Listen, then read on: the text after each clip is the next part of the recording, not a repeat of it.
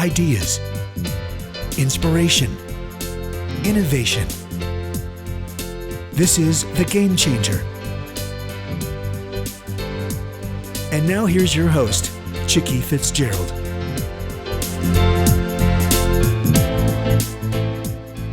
Good afternoon. This is Chicky Fitzgerald with The Game Changer.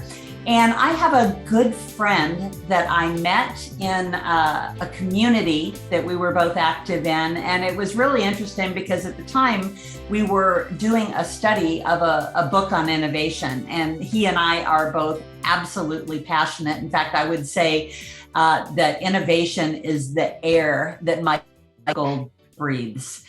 And he is an innovation project manager of venture labs in the Europe, Middle East, and Africa group for a company in Asia. And I'll let him tell you all about that. The one thing I want to point out, and this was always the thing that amazed me, is that he's a chemist by training, right? He's very, very entrepreneurial and has so much great international experience. And I, of course, came from an international business development background in my corporate life as well. So, Mikel, why don't you tell everyone your backstory? Because, you know, I find the backstories much more fascinating than LinkedIn profiles.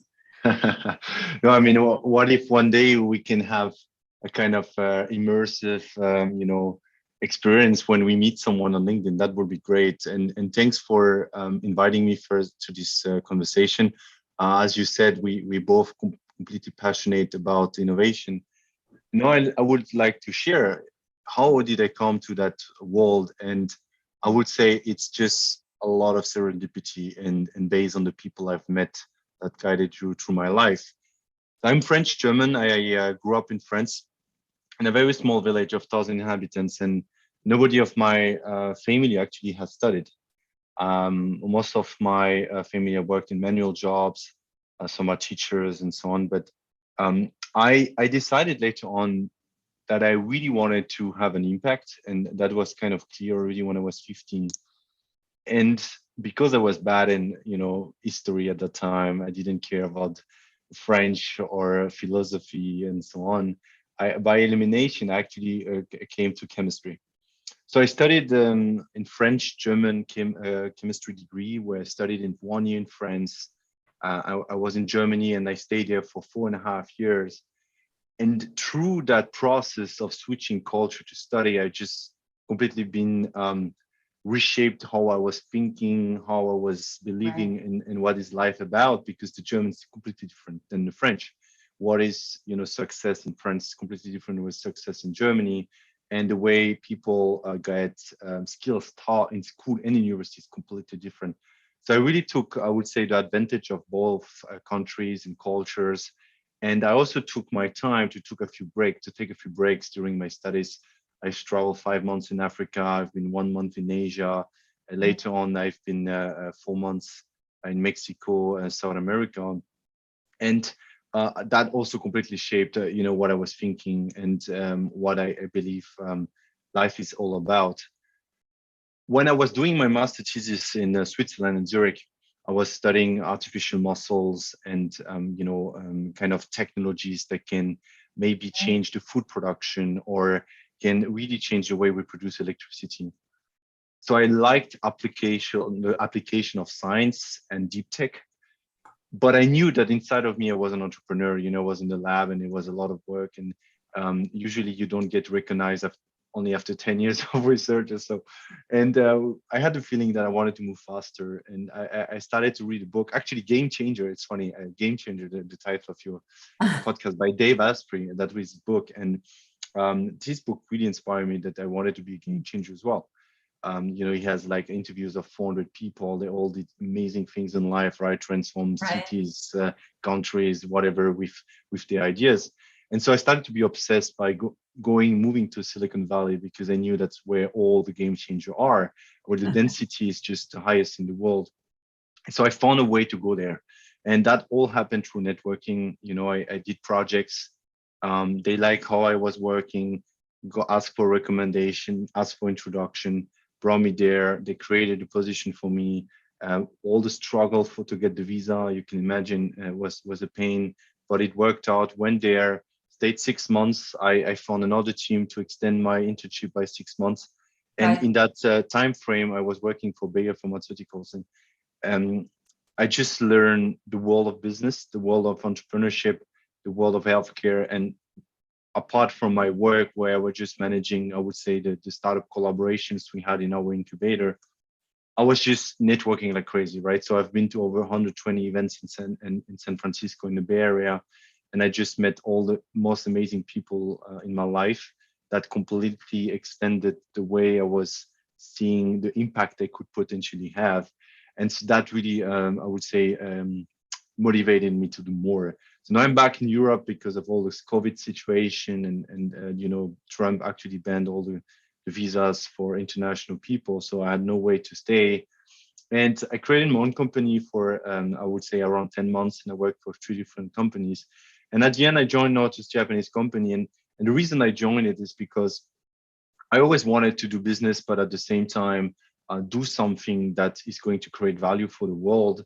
And so the company I work for right now, it's Japanese, it's Asian, and they have another level of connectedness with society. They really care about it. They promote it in all the internal material, external material. They want it to good, and the people are just so ethically right. I mean, they're so respectful of relationships, environments. You get trust.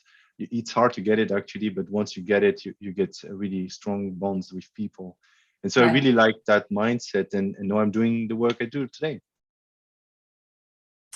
Well, very, very interesting. I had shared with you that I've been in the travel industry my whole life. So not necessarily in the selling of travel, but using technology to marry buyers and sellers, and really being on the cutting edge, sometimes the bleeding edge, right, of innovation in my own industry. But I think it's interesting the role that you said that traveling and putting yourself in other cultures, how that helped to shape you. And, you've shared with us a little bit about your personal history of innovation and becoming a change maker, a game changer. But tell me a little bit about, kind of the broader history of innovation and how that has impacted you, and, really where you see yourself fitting in moving forward.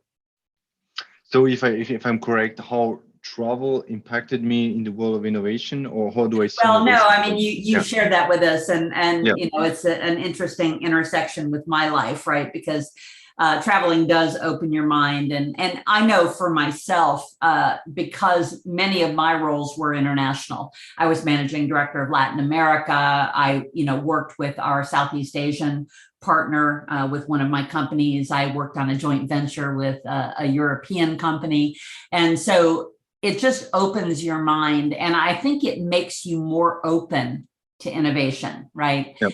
And what I mentioned is that you mentioned your personal history of how you evolved as a game changer. Yep. But what about the overall history of innovation? Yep. Yes, history of innovation, exactly. So, as a young professionals, and by being in different environment, I have realized something that is kind of really shocking me. And what is shocking me is the number of people that are completely, I would say, absorbed by the system that we have established, around 1920s, right? So during the war, there was a set of rules that have been established. Also post-war, right? We had all the industry coming up. Timetables started to fill our lives. Productivity was the focus, process, repetitivity. And so you have a huge set of quality practices that are in the industry today, that most people follow today. But our society has changed drastically. The demand is different, right? Before we were demanded for goods and high quality, and we don't want something different every year. Nobody care about it. Everybody wanted the same, right? The Ford car, and every industry was really doing the same over and over, and that's why large corporations were thriving, right? They had these huge manufactories, and they just did the same for years and years and years, and they kept growing. But now, what I realize is with the rise of technologies, and I would say really internet is what changed our world, right? So with the Right. rise of internet and the rise of data and the rise of interconnecting of everything with the power of computers, now we have what we call exponential technologies. And I'm not the one that is going to say to everybody what it is, but basically what it is that the acceleration of the new things we're going to use on a daily basis is going to not be a little bit better every day. It's going to be drastically better every Right. day. It can the adoption of a new technology can impact thousands of lives, millions of lives in a day. We saw that with Clubhouse last year. The adoption rate was just insane. We see that with the metaverse. We see that with a lot of things, and the reason for that is that you have IoT. Everybody can do it from anywhere. We have remote work. We have supercomputer, quantum computing is coming along. We have the understanding of health now with all the genomic data. And so that adds up on the previous knowledge they combine. And so the change is just insane. Right. Which means change means also we have a lot of challenges. One of the biggest challenges that our world is facing today, to me, is not COVID and the pandemic. It's really climate change. And the fact is, climate change was there somehow before, but nobody was really taking it into consideration. But now everybody's aligned. It's happening. We have to take actions, and we see that with the COP 6 Paris Agreement and all the nations that are committed to do something about it. And so the demand has changed. We go away now from this mass consumption and production of good to really doing something that can improve our world. And to do that is grand challenge, very complex. You can't do it on your own in isolation. You need to do this with large collaboration and partnerships. And not only solving grand challenges is solving your own challenges in your daily life and in your company. Is you have huge challenges, on a project, uncertainty, unpredictability, right? The VUCA world that some of us mentioned, which is highly complex. And so the people that are able to open up, connect with other people to get insights for ideas and knowledge, that's number one. To have access to databases, what I call resources, database, infrastructure, capital, things like this. And number three, people. What I mean by people is people that are going to work for you to accomplish the goal and mission that you're striving forward, right? And the ones that are able to do that, to get the number one, three that I mentioned, are going to really be change maker in today's society that is multi-stakeholder, long-term, and focus with a higher focus on startups and small companies. Right. Michael, I'm absolutely fascinated by the number of networking events that you went to in Silicon Valley. My head is still spinning about that, because face-to-face networking is actually my worst nightmare. I don't do well in that environment of walking into a large room and figuring out who to talk to. I'm great if I'm walking along with you and you say, oh, hey, Chicky, you need to meet Charlene, right? And you walk me over to meet Charlene, and I'm great at that. But the networking in a room of strangers doesn't work well for me. But I'm interested in a couple of things about that. One, do you consider yourself outgoing, right? Or are you an introvert and that was hard for you? And then I want you to talk a little bit about what Silicon Valley has gotten right, because that has been the place where the seed of innovation was watered and nurtured more than anywhere else in the US. It's not other beds of innovation, right? Yep. But what did they get right? So if you can answer those two questions about, we know networking is important, right? I mean, Yep.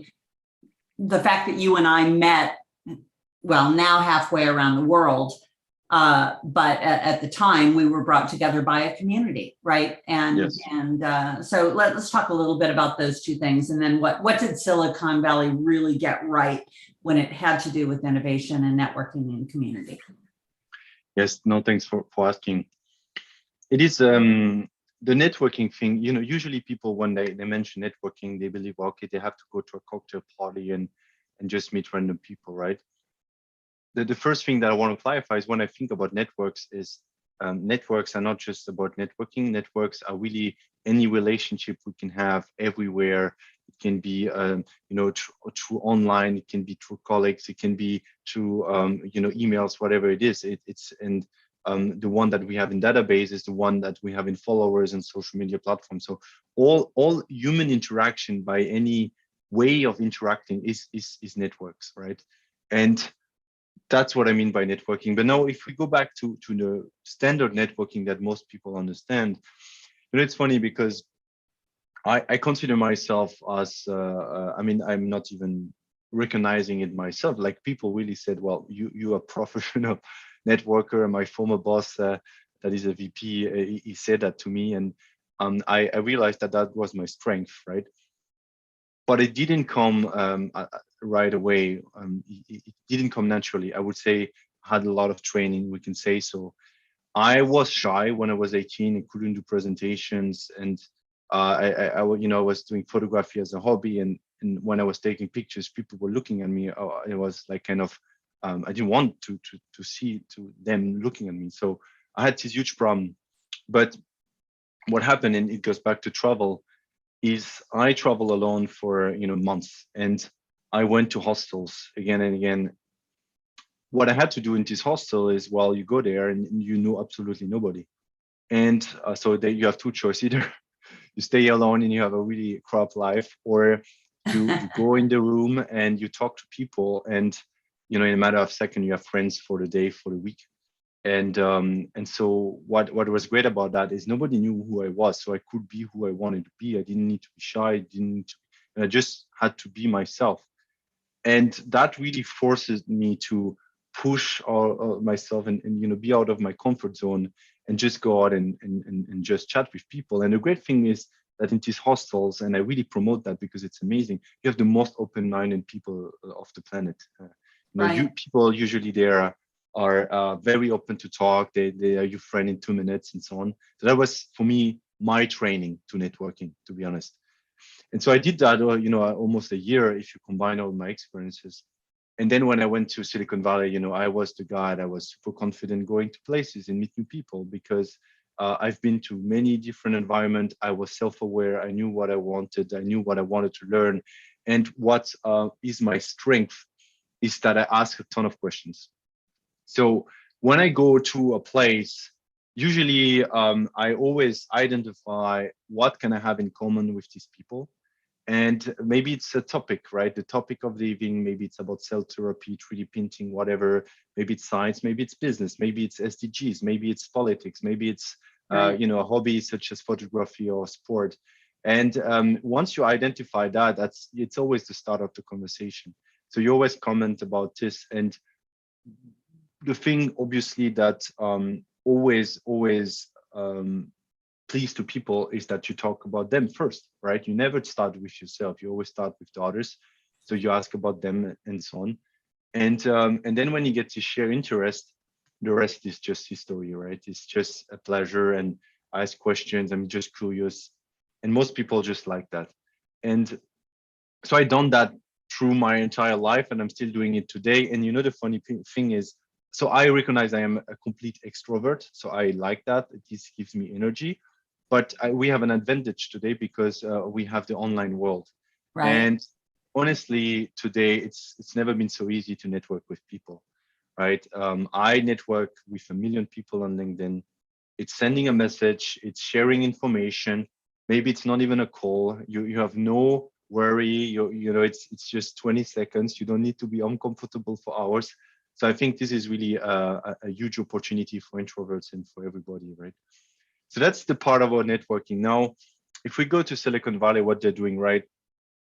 And that's really based on the experience that I've discovered there, is everybody talk about Silicon Valley. And you have an article in The Guardian that says, well, if Silicon Valley was a country based on its GDP, it would be like the third richest country in the world. And they have the most amount of startups, like they're out competing other places by like 10x. Right. Right, the number two comes 10x or something. And so they have something that they're doing different, and it's not just about the money or government support or whatever you want. There's something that is different.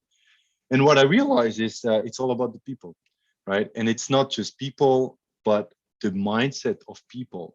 And that comes from many reasons. You know, San Francisco was absolutely nothing in 1700 or 1800. There was nothing there. There was a small fishing village. And what happened is you had the golden rush. So everybody went there. Then you had the war. So everybody went there because it was beautiful and so on. And then you had the universities, you started. And so all the talents that wanted a high quality of life, they were also sick of maybe Wall Street and so on. They wanted to build companies. They just started to go there. And you had many waves that attracted this world-leading talents. Right. And then you had the internet, right, in the 70s, Microsoft, and you keep going.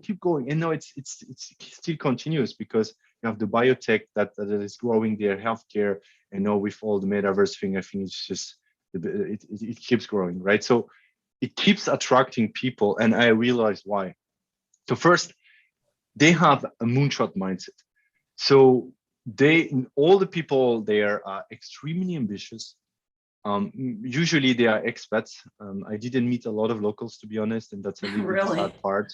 Yeah, so most people that I met at all the events, they just come from somewhere in the world, and they move to the place because they wanted to change something.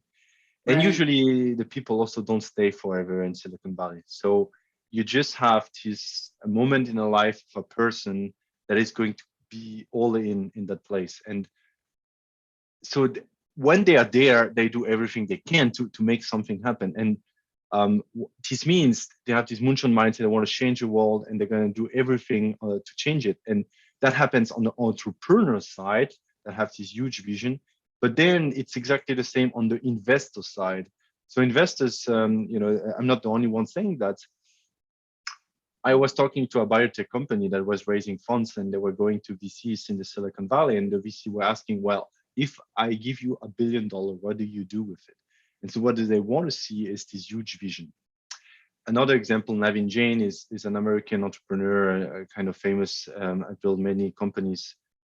And he said that, well, usually if you come with a space exploration topic, for instance, like 10 years ago, when nobody was talking about it, everywhere in the world, people were, rejecting it. But in Silicon Valley, the investors would say, how do you do this? Tell me more.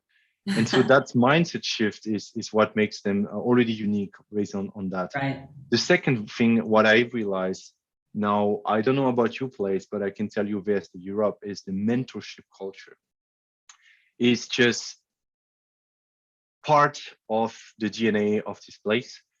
You have a ton of very successful people that are, billionaire, millionaire, investors, serial entrepreneur. They are really taking the time to mentor young people, mentor entrepreneur, and that is that they go to event and they listen to pitches, they get feedback, they go to mentoring session, they have calls with these young people, they go to accelerators, they are advisors of startups and so on. And so that feedback loop or this this culture of giving back is very high, and actually they do it because it's part of their success. So they like to be part of a success of another company, and so they do it. In Europe, it just doesn't exist. There is no mentorship culture here. All people are busy, and it also starts because we don't have a startup culture. So why should I spend my time with that person? What can I get in this deal? And so they don't get it, right? So that's a huge difference because we accelerate our knowledge in a matter of seconds when we get experience from a senior leader. And the number three is, they really work as networks. They share everything. They invite you to everything. They are going to, invite you, share a VC list to you if you're interested. They're going to make introduction to investors, to other entrepreneurs, and so on. And this willingness to just, okay, what is you need? How can I help? Okay, this is who you need to meet. Just this behavior that takes actually really a short amount of time. This giving mindset is present, and that is not really present in other places in the world. Right. Well, I think that's really astute to look at those things as the differentiators, because I think other communities, and I live in Tampa, Florida. Yep. And Florida is known for tourism, right? That is our claim to fame. Maybe that and oranges, right? But it hasn't been known as a technology hub. But the Tampa business community is doing a lot to try to change that. And mentorship and incubators, are springing up all over the place. The challenge is for someone like me, who I don't run a startup. I run a company that is more mature, but for the last 2 years, our business has been on hold because of the pandemic, right? I rely on a healthy travel industry and events industry, and both of those have been, anemic, to be sure, over the last 2 years. So I'm having to start my business back up, but I don't fit into any of those incubators, right? I'm too far along in my business. And so finding investors and finding somebody who can mentor me in growth, not in establishing, what you need. So, out of necessity, I've been pushed into this do-it-yourself culture, right? And I know you talk about do-it-yourself from a bunch of different perspectives in this book that you're writing. So talk to me about do-it-yourself. Yes, thank you for asking. And one of the things that I realized that makes people thrive in this network culture where you're really dependent on everybody is the one that are proactive. And that there's no secrets, and it's kind of sad for everybody who was maybe looking for a magic ingredient, but it's going to be about you, and it's going to be about, are you willing to reach out? Are you willing to ask questions? And we look at the one that Brad Feld is mentioning, that every successful businesses, I think 95% of founding teams are made with people who were connected earlier. So all Right. the founding teams are kind of connected. And if you bring advisors, it's like the one that you had in the past. So your network is everything. And there's an article that is talking about the PayPal mafia. And the PayPal mafia is basically the people that founded PayPal, and they've generated dozens of new businesses after PayPal. And they all admit that it was based on the relationship they had. Reid Hoffman was one of them, and he's the co-founder of LinkedIn, by the way. So there is no secret. And he said someone were calling him the most connected person in Silicon Valley. And so what I've realized is that we need the mindset of you're gonna do it yourself. And it goes back to our culture, how we've been raised up. We were asked to not do something different and follow the rules and listen to your teacher, and so on. So in the corporate world, and I see it today, I mean, there's no joke about it, the people around me, they don't challenge anything. They don't, how many people did I met that were having a job and had no time for external activities, no time, all focused on the company. And so that's what most employees do. And so what happens when you do this is you don't rebuild your network. You're just in little silos and so on. So you have to be aware that you have to go out. And this Suwinham Bannister is a former CEO of a $1 billion fund that was changing Boston, Massachusetts into a thriving ecosystem. And she was saying that what companies need, or anyone that is building a business need, is what we call operating talents. And operating talents are the one that, they go out, they build relationship, they raise capital, they attract talents to the company, and on. These people are missing in most businesses organization is because we've not been trained to do that. So these people are unique, and that's the one that are doing it themselves. They go out, they reach out, they do this.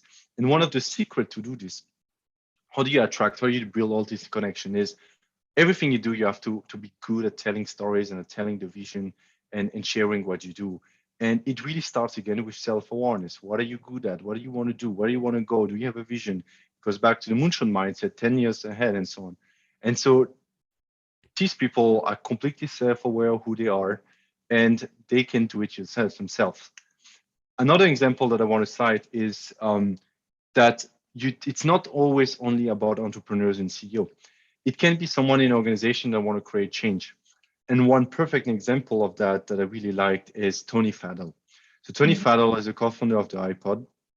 And at that time, when he was proposing the iPod, or even the Apple Store, Steve Jobs were completely against it. He said, why do you want this? I mean, we cannot even, all the network provider, they control everything. We cannot win that game and so on. And why would you do an Apple store? I mean, everybody will know we have to be on our private sphere. We cannot have other apps on our phone and so on. And so what he did is he was able to build his network around him. So he was able to convince all the people around him and a few employees, and he was able to share the vision and what can impact. And so he was able to completely persuade and influence Steve Jobs. And today the Apple Store is generating, billions of dollars, and I'm hesitating to say it a trillion. I mean, it's crazy, right? And so that's the principle number one is self-awareness, and you have to create it yourself. If you can't create it yourself, if you're not that person that is just going out and reaching out to your network, building this relationship to persuade, with a new idea, like Steve Wozniak. Steve Wozniak in Apple was the guy that was the introvert, like building stuff. In that case, you just have to surround yourself with one or two operating talents, and then you have to work with them to share your vision. And that should be enough, right? But it starts with self-awareness and doing it yourself. Right.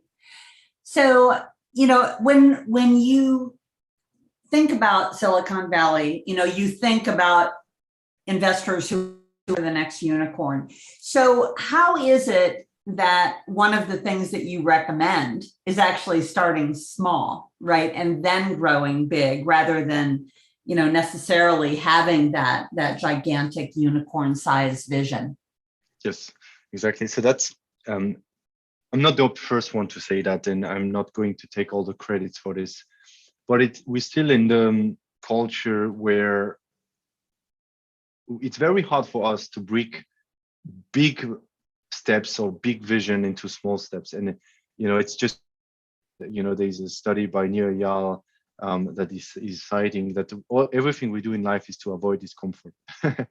And so what happened into this is in this complex long vision, there is so much uncertainty and we don't know. So we kind of lose track of how to do it, and then we never start. But what all the studies have shown, and there's a countless amount of examples, is any change in society, it can be part of your organization, changing it to agile movement or doing a new project or whatever you want, is always starts by influencing the people around you with a shared purpose and a shared vision, right? And I interviewed Greg Sattel, that is a leading change, I would say, specialist in this world, that has published 2 books about it and writing HBR and so on. And he said this shared vision, shared purpose is really something that we have to clearly communicate to others, and starting with these very small groups.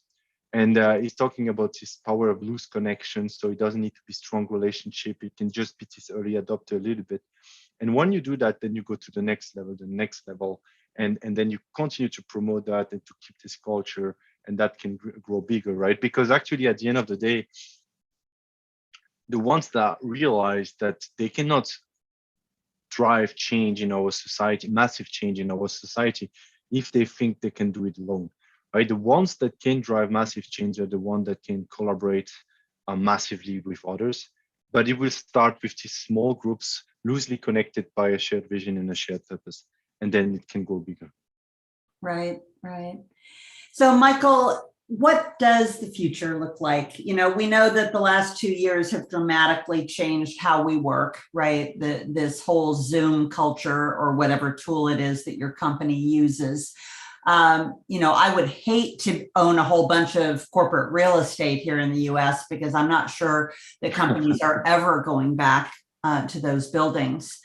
But at the same time, at least from my perspective, I think, and I've been working remotely for 10 I sold my office building 10 years ago and have never gone back into an office. But I'll tell you what, I crave that. I crave being face to face, having the energy and the momentum and the ability to brainstorm on a literal whiteboard and see the excitement in people's eyes, or to see the people who are rejecting innovation, because it's as important to see that. And I just am not quite certain that we can do all of this digitally. So what is your outlook, and where do you think the future of work will take us? No, that's definitely a topic of the moment, right? All these questions about back to office, not back to office, and how do we work, and so on. There's a lot of uncertainty around this topic, right? Because nobody really know. But according to studies that people have done actually during COVID, they realize that yes, everybody is actually craving these human connections. So the full remote option won't be definitely the best ones for most people.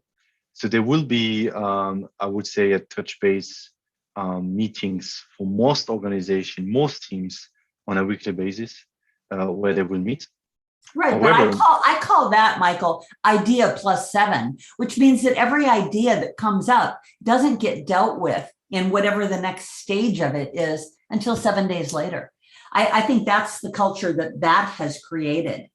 yeah, And I almost wonder, and a crazy thought, and I know I've seen platforms like this where you would actually have your whole team keep Zoom open all day, right? Where you were able to talk to each other when you needed to, right? yeah, I mean, I think that if we are going to stay digital, I yeah. want to be able to say, hey, Michael, what do you think about this? Right. No, that's Instead of true. having to set up a meeting, which creates this artificial barrier. And, it creates this calendar culture, which I think is equally bad. A meeting culture within a company can cause that company to innovation to die, Yeah, it right? is. Because it's all about meetings and not about innovation. No, I totally agree. So there's many things that I'm excited about this virtual work. First, the first one is that most people will be able to have this hybrid life where you can live in different locations.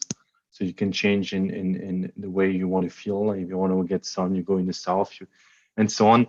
And I believe, we are just at the 1% curve, if not less, of the virtual reality world. We started with the early adopters and these huge glasses, but now at CS, they already shown that very small glasses. And I guess it's just a matter of months until we get maybe just this little headset here. And then you can completely be in the virtual world. And so if you can do this, where it doesn't affect, I would say, your energy because you're always connected to that world, then it's going to be a completely different world, right? And I believe humans will adapt. Why that? Because when we started to be online all the time, I was completely exhausted. I didn't like to use this whiteboard online. I was, it's not the same. I don't like it, and so on. And I must say, no, I like it. I really like it. I know how to use it. I think it's super efficient. You can get links faster. When people work and so on, you can draw conclusion faster, and then everything is saved and digital, and you go back to it. And actually, when you do this live, it's a huge amount of energy. I mean, you need to go get this suitcase with all the stickers. You need to this and that, and then you have to take pictures, put it back digitally. I mean, the work that this represents is a huge amount of work. So I think we've been really more efficient doing that, and we just at this 1% curve of what it can be in 10 years. So I'm really looking to this, and all this working hour model, Finland going to 4 hours, Middle East going to 4.5 days. These kind of models that are going to change the way we work, and companies there's this war of talent, the great resignation, more entrepreneurs. I mean, there's an article cited by McKinsey where the COVID pushed a lot of people to quit your job and start their own business. The German economy is going to be powered and fueled by startups by 2030, representing billions and trillions of dollars. Same for your friends that is trying to do it as a startup nation. I don't want to talk about Israel, who is already all completely fueled by startups.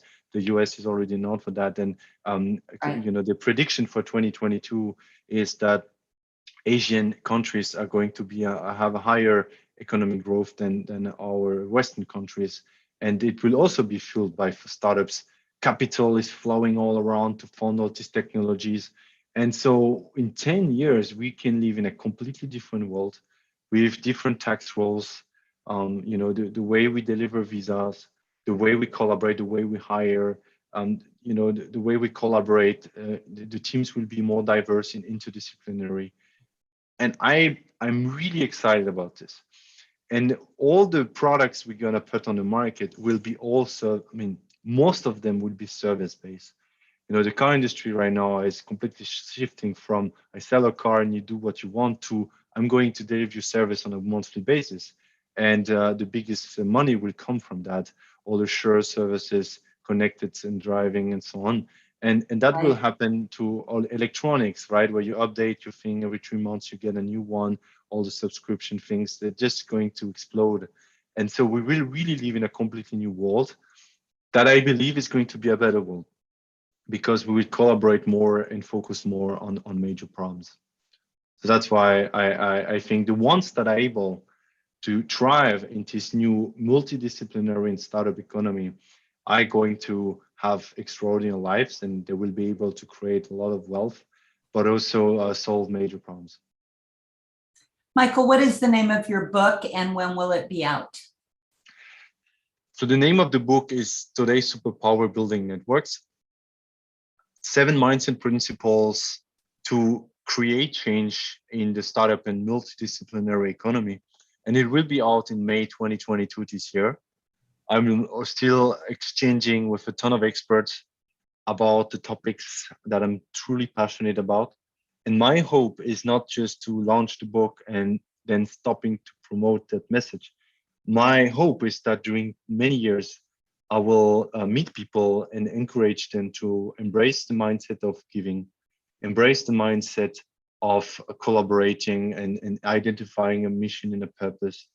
Embracing the fact that teams have to be diverse and people have to move away from their own environment to experience new things, because we need this world that is more unified and collaborate more. And so that's why I'm super excited for the launch. Great. Michael, if people would like to get in touch with you, what's the best way to do that? The best way for me is that they reach out to me on LinkedIn. They are the most active. I'm also on Instagram, Twitter, Facebook. They can get my email. It's michael.mangold@gmail.com. Website is coming up soon, and I'm always available, right? So it's always Mikel Mangold in all my social media platforms. I'm looking forward to connecting. Okay, well, thank you so much for your time, Michael. And please keep me posted. And I would certainly love to review your book when it comes out. I will do this, Chicken. Thank you. All right, take care. Sure.